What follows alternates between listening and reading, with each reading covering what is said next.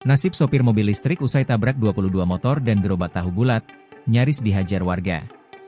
Sebuah mobil listrik Hyundai Ioniq 5 mengalami kecelakaan lalu lintas menabrak diskotek di kawasan Danau Sunter, Jakarta Utara, Sabtu, 19 April 2025. Kasat Lantas Jakut AKBP Doni Muharam Wibisono menuturkan pengendara mobil ialah seorang laki-laki berinisial MPK, 30.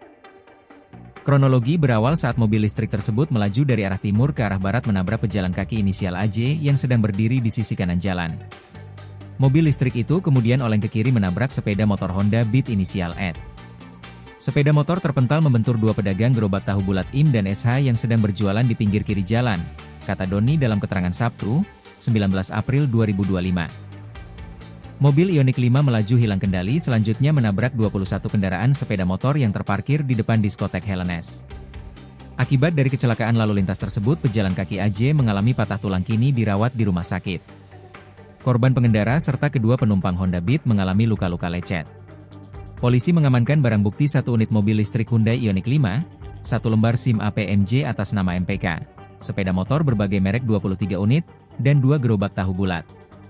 Perkara ini ditangani unit laka Lantas Polres Metro Jakarta Utara.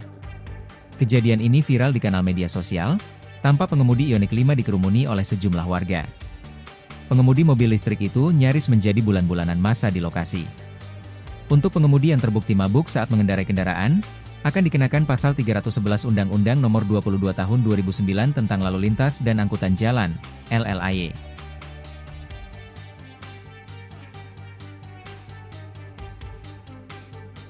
Download Tribun X sekarang, menghadirkan lokal menjadi Indonesia.